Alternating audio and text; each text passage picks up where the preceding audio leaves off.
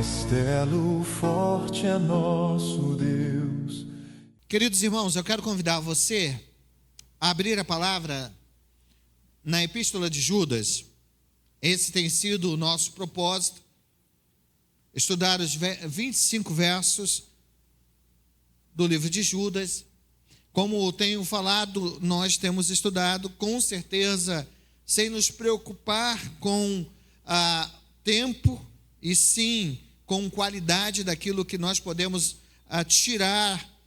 retirar para a nossa própria vida de cada verso. Na nosso último encontro, nós trabalhamos alguns dos versos, do verso 8 e o verso 9. Apenas 2 versos nós trabalhamos. E nessa nossa conversa, nesse nosso estudo, nós nos preocupamos em falar sobre o caráter. Alguns exemplos de como pensam e agem e o desejo desses falsos mestres. Lembrando que esses falsos mestres, eles são sonhadores alucinados. Eles contaminam a carne. Eles difamam as autoridades superiores. Eles rejeitam estas mesmas autoridades. Falamos sobre isso.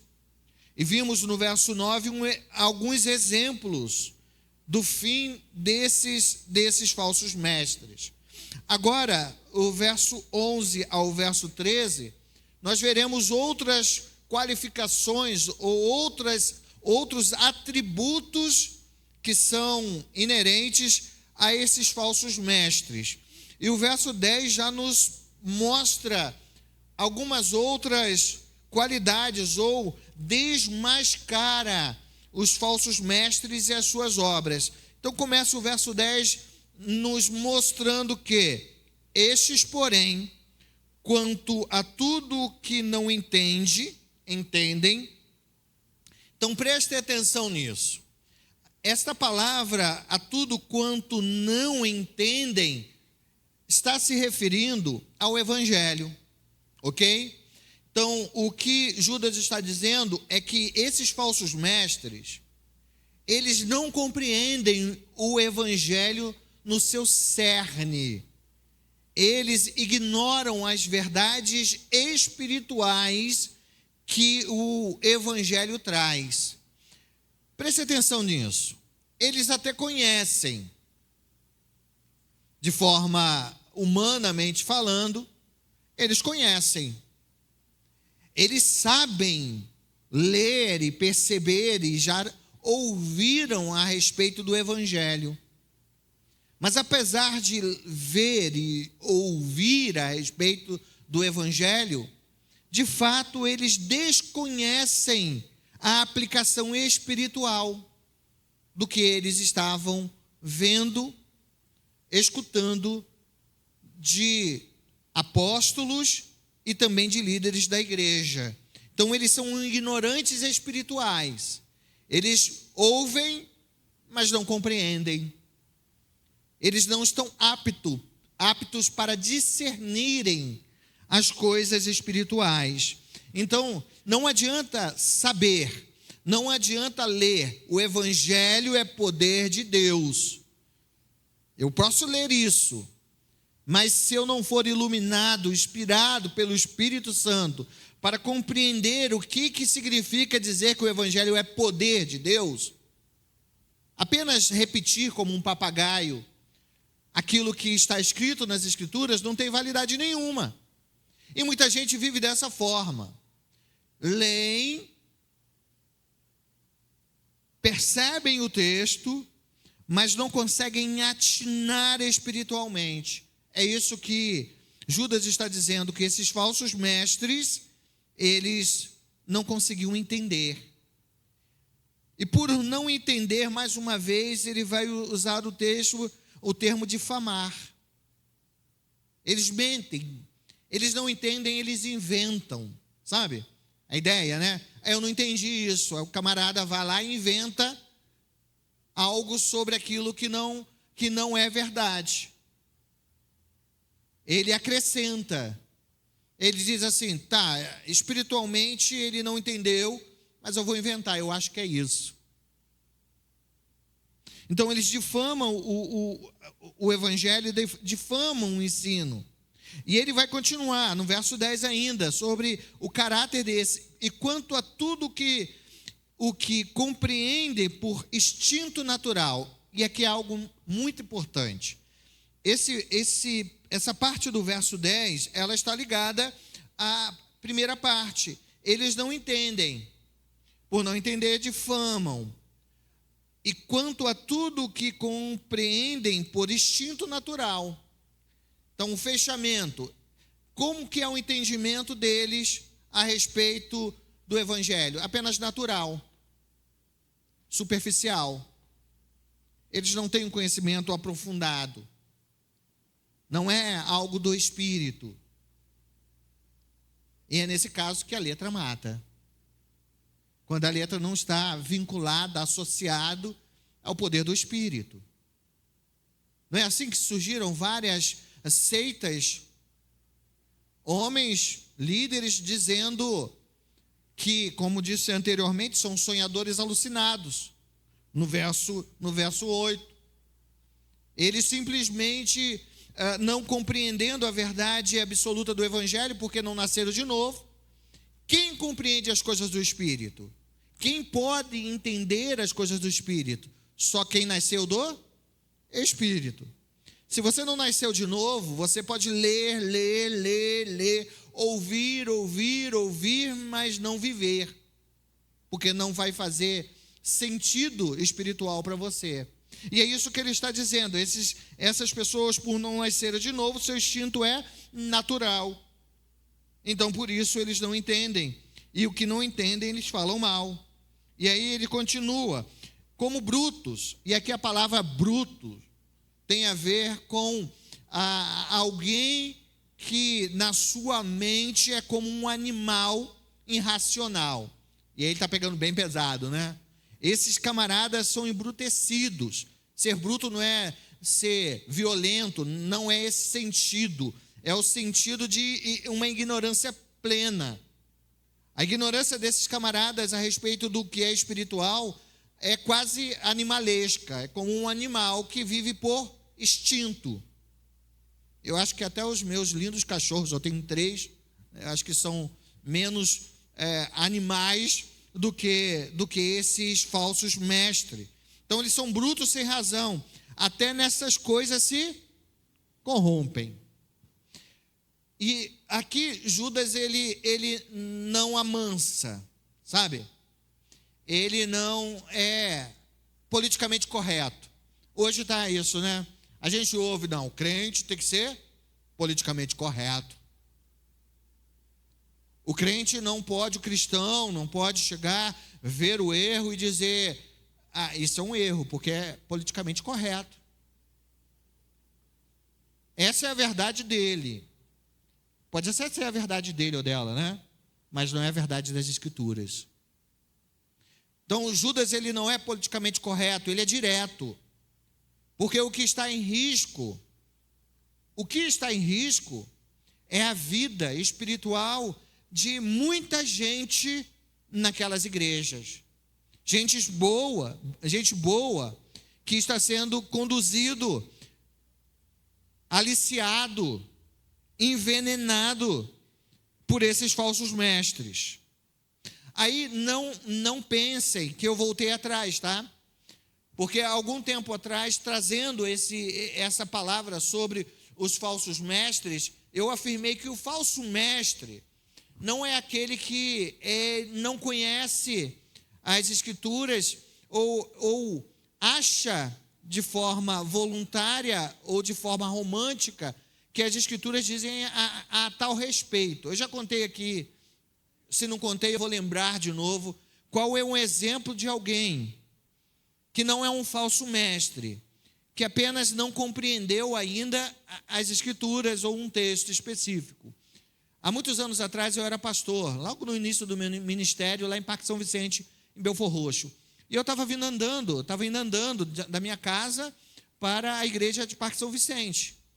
E eu caminhando na rua, havia uma portinha, uma igrejinha, E estava lotada, né, a igrejinha, e tinha alguém pregando. Parecia que era aniversário de alguma coisa de louvor na igreja, e tinha um senhor pregando. Eu passei, aí vi, né, aberto, e ele falando.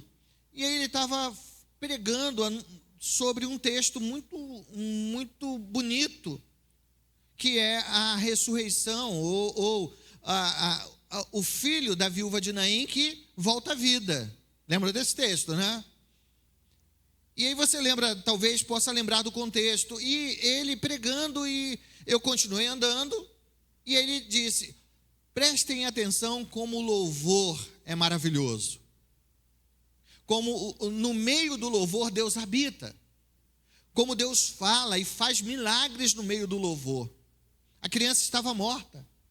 E então Jesus pega o esquife e toca o esquife. E quando Jesus toca o esquife, a criança ressuscita. E eu parei assim, o coração gelou.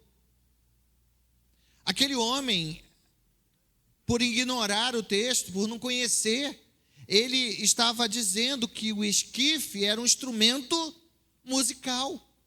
Na mente e no coração dele, um esquife é um instrumento musical. Até parece, né? Esquife, não parece? Mas o esquife o que é? É o caixão. Ou seja, estava o cortejo, Jesus caminhando, vê a mãe daquele menino chorando, e todas as mulheres chorando, se aproxima, tem a piedade daquela situação e toca, não na criança, mas toca no caixão. Esquife, caixão, caixão, esquife. Aquele homem, ele achou que o esquife era um instrumento musical. Esse é um falso mestre? Não, é uma pessoa simples, que não teve a oportunidade de conhecer profundamente o texto. Não é isso que eu estou falando. O falso mestre não é alguém assim. É alguém que naturalmente conhece aquilo que está escrito, não espiritualmente. A aplicação espiritual para ele é nula. Ele não consegue entender espiritualmente, mas ele sabe o que o texto está dizendo. Ele é um falso mestre sabendo, ele não é ignorante quanto àquela verdade. É isso que Judas está dizendo. Esses homens são desta forma, agem assim. E aí, mais uma vez, Judas gosta de exemplo. E se você perceber, desde o início, ele gosta de usar 3 exemplos, né? Sempre o número 3. E aqui ele usa mais 3 exemplos clássicos do Antigo Testamento. Aqui ele vai usar o Antigo Testamento, verso 11, ele diz: ai deles. Todas as vezes que nós vemos, tanto no Antigo Testamento e no Novo Testamento, na boca do próprio Jesus, o ai é coitado. Coitado no sentido de a ira de Deus virá certamente sobre estes. É isso que ele está dizendo. Ai deles. De fato, de verdade, a ira de Deus virá sobre eles. Ele vai dizer por que a ira de Deus virá sobre ele. Ele vai usar o exemplo de alguns que agiram dessa forma. O verso 11 diz: porque prosseguiram pelo caminho do primeiro exemplo. Quem é? Caim. Vamos lembrar quem é Caim? Caim é irmão de Abel. Abel, ele tinha uma profissão. O que ele era? Pastor de ovelhas. E Caim, o que era? Agricultor. Então, nós temos esta verdade lá no capítulo 4 de Gênesis, do verso 1 ao verso 7. Eram os 2 filhos de quem? Adão e Eva. Caim e Abel. Abel, um pastor de ovelhas, Caim, um lavrador. Os 2 vão oferecer a Deus sacrifícios. E aí a gente consegue compreender que é a adoração. Eles vão apresentar diante do Senhor a sua adoração. E eles adoram a Deus por meio daquele sacrifício. O sacrifício de Abel foi o quê? Foi as primícias, o principal, a primeira parte do seu rebanho. Ele ofereceu a Deus. E Caim, o que ofereceu? Ele ofereceu o quê? Um fruto da terra. porque, né, ele era um lavrador. Percebam a diferença na atitude de cada um. Os dois ofereceram o quê? Um sacrifício, uma oferta. Um ofereceu o quê? O que era mais importante, as primícias.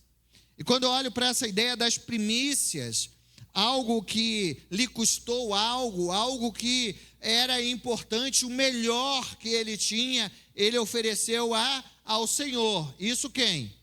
Abel. Ofereceu a primícia, os melhores, o melhor. Lembro de Davi. Lá em 1 Crônicas, no capítulo 21, nós temos um fato. Davi havia errado, né? Ele havia feito um censo do povo sem a ordem de Deus. Aí Deus vai e pune o povo porque ter feito aquele censo, e uma doença misteriosa começa a acontecer no meio do povo e gente morrendo. Aí um profeta que estava direto com Davi, Gad, ele tem uma visão, um anjo aparece a ele, e então diz a ele, vá até determinado lugar, e lá há um homem que tem uma lavoura, e ali tem uma eira. A ideia da eira é uma lavoura que está em pleno funcionamento, ativa. Vá até ele e pegue essa eira, compre essa eira, e ela se faça dali um lugar de adoração. Deus disse isso a ele. Ele vai até o homem. Quando o homem vê, quem era? Era o rei de Israel. Era o grande rei Davi. Aí Davi vai, olha, me faz o preço por esse pedaço de terra, porque esse pedaço de terra será consagrado ao Senhor. Aí ele, não, meu senhor, leva de graça. Fica com tudo. O que Davi responde?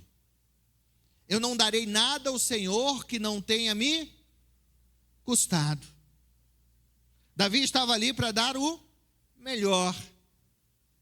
Aquele primeiro patriarca, Abel, deu a sua primícia, porque Deus importava para ele. Ele queria dar o melhor, porque Deus havia dado o melhor para ele. Mas o seu irmão Caim, o que deu? Deu fruto da terra. Deu qualquer coisa. Deus não quer que eu dê. Deus não quer que eu adore. Eu vou a fazer porque ele mandou, mas qualquer coisa para Deus serve. Então ele apenas deu aquilo que era obra das suas mãos, mas não obra do seu coração. Caim é o exemplo de alguém que até faz, mas não faz por amor a Deus. Vem à igreja, está junto, mas não por amor. Não está ao ponto de sacrificar-se. Está ali por estar. Caim era assim. Ele vai dizer que os falsos mestres são como quem? Caim. Estão no meio, estão junto com, mas o seu coração está longe do Senhor. O segundo exemplo, ainda nesse verso 11, é o que vem depois. E movido de ganância se precipitaram, isso os falsos mestres, se precipitaram no erro de quem? Balaão. Lembra de Balaão? A história de Balaão está lá em Números, lá no capítulo 22, 23. Quem era Balaão? Balaão era um profeta meio misterioso, né? Porque esse profeta, ele é um profeta judeu, né, de Israel, e diz lá o início do capítulo 22 que ele era alguém que profetizava, abençoava ou amaldiçoava de acordo com o que recebia. Por exemplo, Lineker, você quer abençoar ao pastor, e a bênção vinha através do profeta levantar a mão e, né, a gente está falando aqui do Antigo Testamento, e aí você diz, eu quero que o pastor seja abençoada. abençoado, você pode abençoar o pastor, fulano? Aí o fulano vai falar, vai rolar quanto? Eu só abençoo o pastor se você me der um dinheirinho, uma graninha. Era assim Balaão. E também, por outro lado, por exemplo, vou usar de novo o Tom, né? Tom, semana passada eu te usei, né, Tom, como exemplo. O Tom não gosta do fulano de tal, eu quero amaldiçoar fulano de tal. Se chama Balaão. Aí eu amaldiçoo, mas quanto que vai rolar para eu amaldiçoar fulano de tal? Na verdade, o camarada, ele era um profeta apenas para o quê? Enriquecer. Ele fazia o que lhe davam. Ele tinha o desejo apenas do dinheiro. É isso que ele vai dizer, que eles são gananciosos. Fazem por dinheiro. Trocam por dinheiro. Você quer receber um carro novo? Deixa o velho. Não tão velho, né? Você quer receber a casa própria? Faça o investimento. Se você investir no reino, você vai receber. Mas se você não investir, nada você vai receber. Esses falsos mestres têm a mesma intenção, a mesma ideia de Balaão. São profetas, vendem as profecias por qualquer quantia. São gananciosos. Estão no ministério só para ganhar, só para enriquecer. O terceiro exemplo, continua o verso, e pereceram na revolta de Corá. Também está em Números, mas no capítulo 16. Vamos ver o contexto, né? Ambos os contextos, tanto de número 22 do profeta Balaão, é o período do deserto. O povo, depois de ser libertado, caminha no deserto e eles permanecem 40 anos no deserto.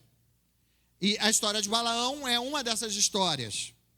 E a história de Corá é uma outra história.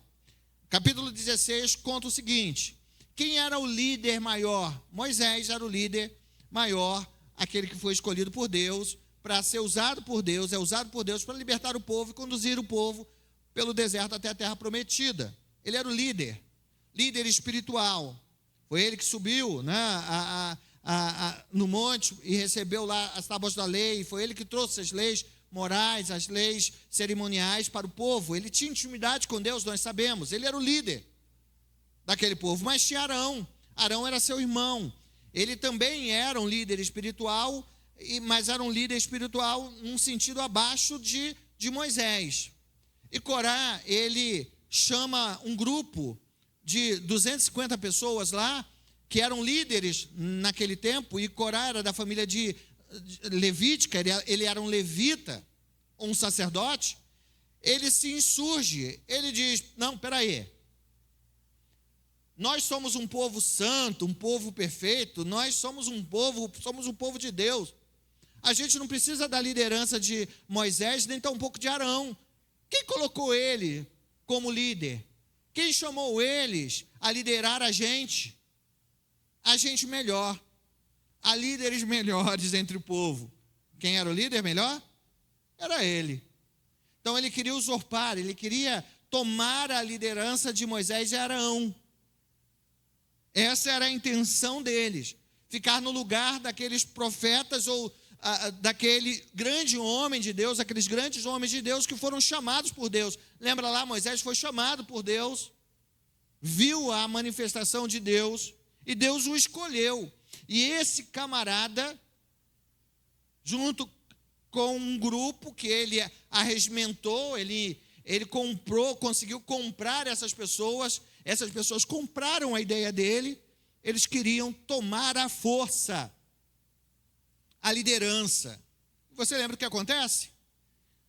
Moisés, muito triste do coração, consulta o Senhor e Deus disse: ei, esse camarada não é dos meus.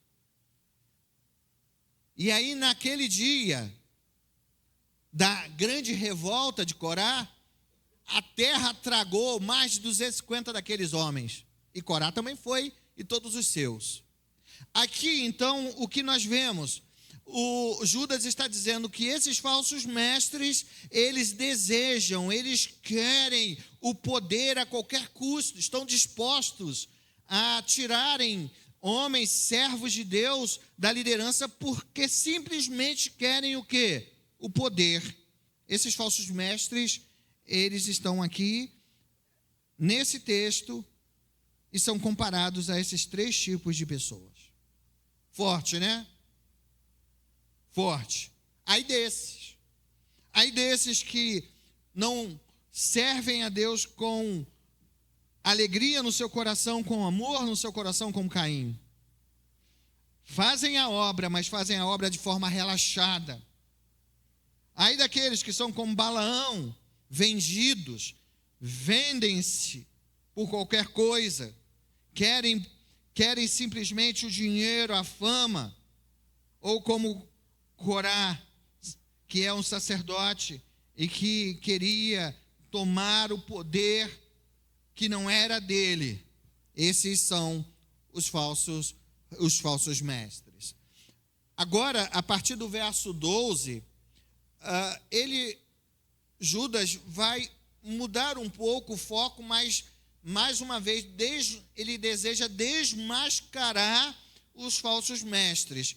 E ele vai usar uma ilustração muito comum para eles naquela época, que é a ilustração da natureza e do campo. Então, ele vai dizer que esses falsos mestres são como? Primeiro, verso 12, são como rochas o quê? Submersas. Rochas submersas. Qual é a ideia de rochas submersas? Quem gosta dessa área de pesca, de barco, eu não, sabe disso, Há bancos de corais, em que esses bancos de corais, em determinado momento, quando a maré fica alta, escondem. O que escondem? Escondem rochas. Essas rochas ficam submersas, mas elas estão ali. Então, quando passa o casco do barco, do navio, para quem não conhece essa região, o que faz? Vai afundar. É como um iceberg. Lembra lá do iceberg? Você vê lá a ponta, mas por baixo há algo ainda pior. Então, esses homens são comparados, esses falsos mestres, a rochas submersas. Estão lá. E que se a gente não tomar cuidado, eles estão ali para nos fazer o que? Naufragar. E ele vai dizer uma coisa interessante aqui, um aprendizado importante. Ele diz que esses que são como rochas, que estão disfarçadas, você não consegue ver, você vê a água, mas você não consegue enxergar, mas eles estão ali, e só você a entrar no limite deles, que eles vão fazer você naufragar. E ele vai dizer, esses que são como rochas submersas, eles gostam de se banquetear com vocês. Olha o que ele diz, em vossas festas de fraternidade. O que são as festas de fraternidade? O que Judas está dizendo? Vamos lá. Quando o apóstolo Paulo, ele vai falar sobre a ceia do Senhor, era algo muito comum. A igreja se reunia em casas, em famílias. Não havia ainda templos, era em famílias, em casas. E eles celebravam a ceia do Senhor, o pão, a antiga Páscoa, o pão e o cálice, da mesma maneira, de certa forma, que os judeus. Como? A Páscoa era celebrada, havia um momento de comer o pão e beber o cálice, mas durante a festa, eles tinham um momento em que eles comiam o cordeiro, eles faziam refeições. E a igreja, quando ela inicia, ela começa dessa forma também. Era uma festa chamada Festa Ágape, em que juntavam-se os crentes daquela região em uma casa determinada, e ali cada um levava alguma coisa, ou o anfitrião, se tivesse bastante dinheiro, preparava tudo. Lembra lá, Paulo, ele chama atenção, quando ele escreve a sua carta à igreja em Corinto, ele chama atenção, antes um pouco daquele texto que a gente trabalha, capítulo 11, sobre ceia, ele fala assim, olha, a gente que está indo para a igreja, para as festas, para a celebração, para as celebrações, e o que eles fazem ali? Eles chegam mais cedo, está pronta lá a mesa, eles comem e bebem, e quando os outros chegam, o que acontece? Não tem mais nada. Ele vai falar, se você quer encher a barriga, você faz o quê? Vai para casa. Aqui não é esse lugar. Esses falsos mestres, eles estavam participando dessa festa, dessa celebração da Páscoa, da celebração da ceia, como um movimento ágape, e eles estavam no meio deles como mestres legítimos. E ele diz, em vossas festas de fraternidade, eu posso substituir a vossa festa de fraternidade e dizer, em vossas celebrações da ceia, não como a nossa. Depois que vai ficar, depois desses problemas que vai trazer, que vai ficar apenas a celebração do pão e do cálice. Eles comiam carne, eles se banqueteavam junto. Nesta celebração, o que eles faziam? Eles estavam juntos, sem qualquer recato. Eles estavam ali promovendo orgias. A palavra recato tem a ver com atitude sexual. Eles chegavam mais cedo, incentivavam, levavam lá uma garrafa de vinho, 2 garrafas de vinho, Aí o pessoal começava a beber, e aí não tem nada demais. Nós viemos do mundo pagão, somos gregos, os gregos gostam de sexualidade. Lembra lá que a gente falou sobre isso? E aí eles incentivavam a igreja a fugir daquilo que é a vontade de Deus. Esses são esses falsos mestres, rochas submersas. Eles são também pastores que pastoreiam apenas qual grupo de ovelhas? Eles mesmos. Eles são pastores de si mesmos. Eles só cuidam de si. Sou eu e eu. Apenas eu. É aquela história, lembra que eu preguei sobre isso? O que é meu é meu. O que é seu é meu. O que é nosso é meu. Então, esse falso mestre só pensa em si. Tudo é para si. Que o que importa é que ele saia bem. Nunca está disposto a perder nada. Ele não é servo. Continua. Eles são, ainda no verso 12, como nuvens sem água. E essa é a ideia, qual é a ideia? A gente aqui, até de vez em quando a gente tem essa experiência, mas nas regiões do Nordeste, lá no Agreste, em que as pessoas veem pouca chuva, quando começa a se juntar as nuvens, e o pessoal olha lá para aquela nuvem e fala, opa, vem chuva aí. A chuva está vindo, está chegando. Aí bate um vento, o que acontece? Aí se vai a esperança. Esses falsos mestres, inicialmente, eles trazem a esperança. Eles apresentam algo que para o coração daquelas pessoas é útil, é bom. Mas como essas nuvens trazem uma falsa esperança, eles não podem saciar a sede. Que a ideia aqui, é a água que cai, a água que vai poder germinar a lavoura deles, alimentar ou dar água aos animais. Não, eles parecem como nuvens que vão trazer águas boas, mas são como nuvens passageiras. E ele vai dizer ainda, esses falsos mestres são como árvores infrutíferas. Olha o que ele diz. Árvores, depois do ponto e vírgula, em plena estação dos frutos, e destes desprovidas, duplamente mortas, desarraigadas.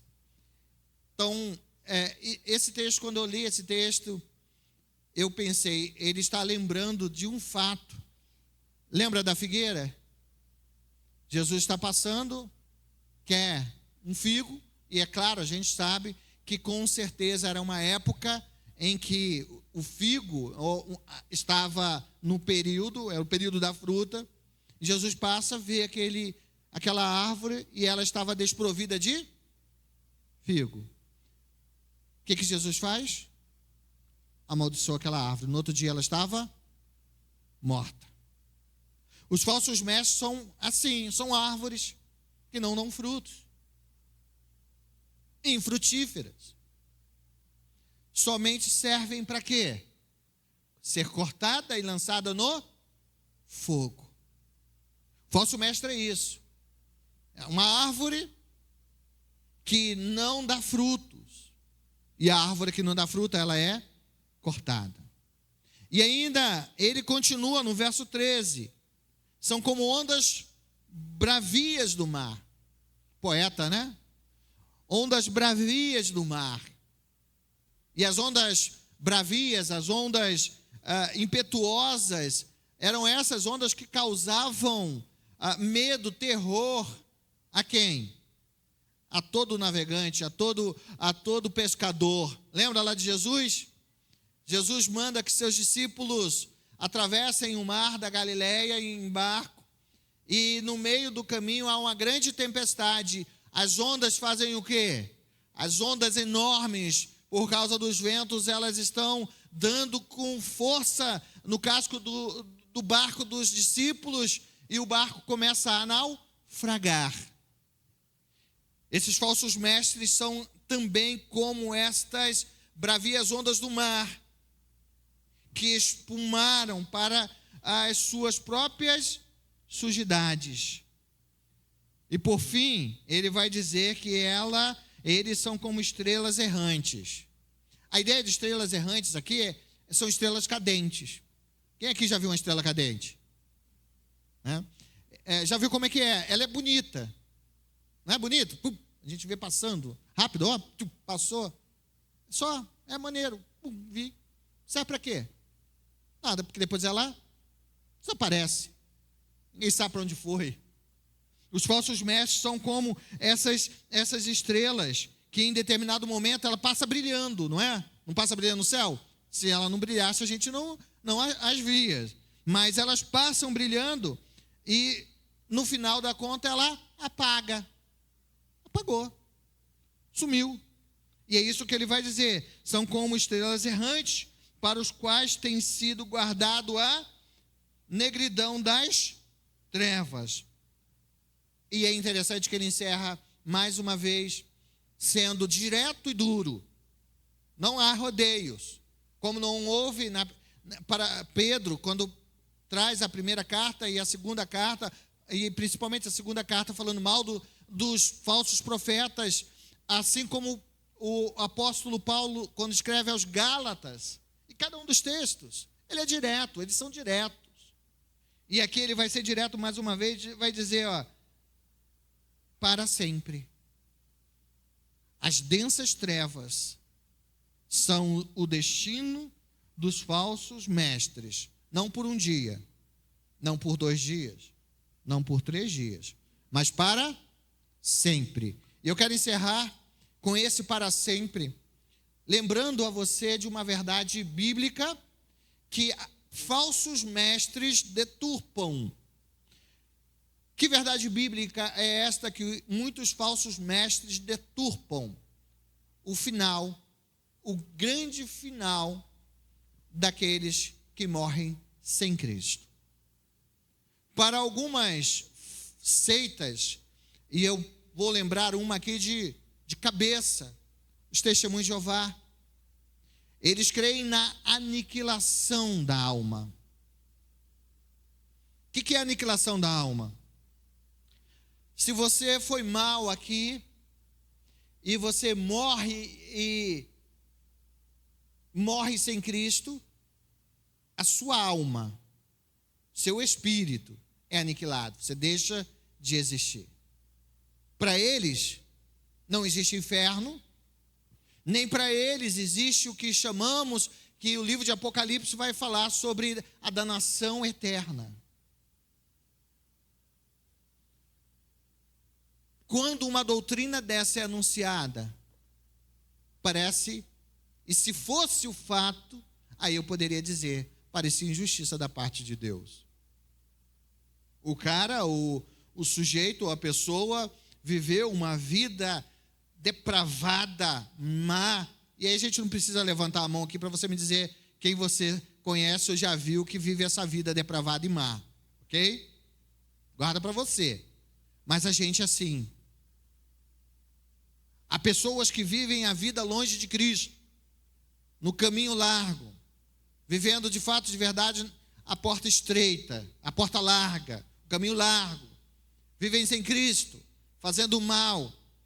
Há religiosos como esses que estão anotados aqui, que as suas obras são má, mas desde o início.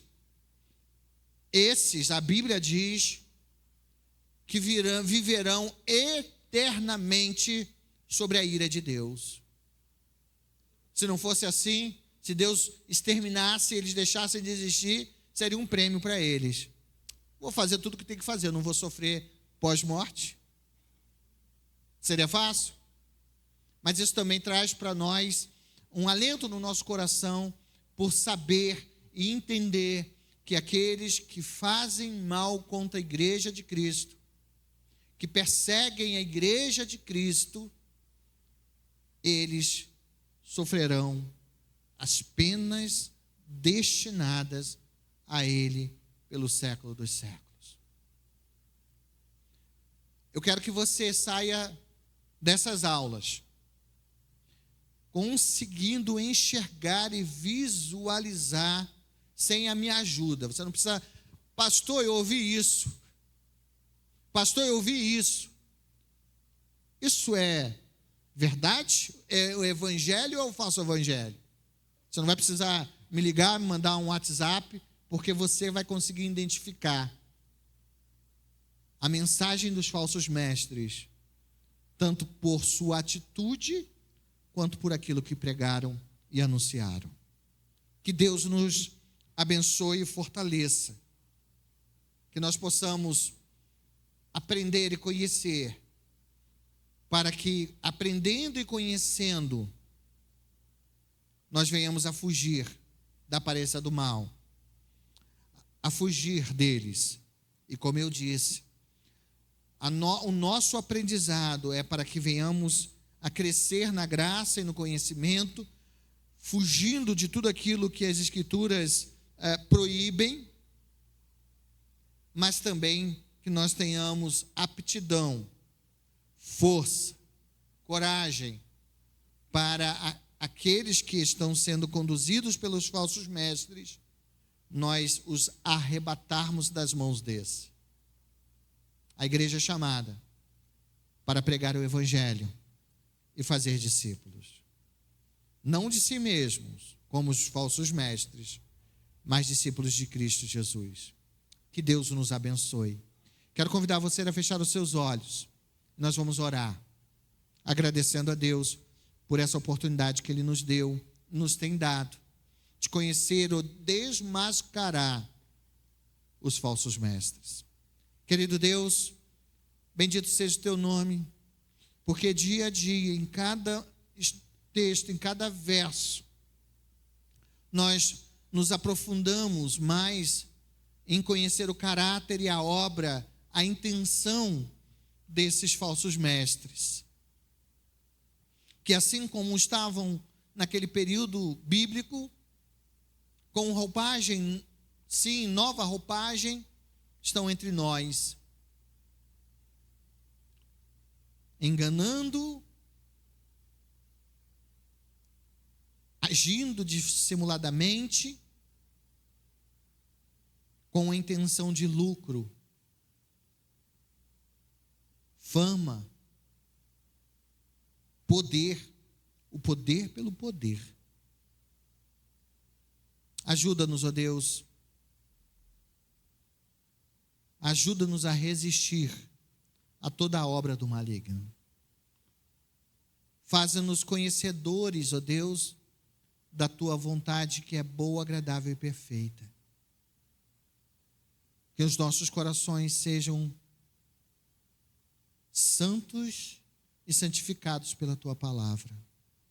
Nos abençoe Leva-nos, ó Deus, para os nossos lares, guardados pelo teu santo e poderoso Espírito. Essa é a nossa oração, a oração que fazemos não em nosso nome, mas no nome doce de Jesus. Amém.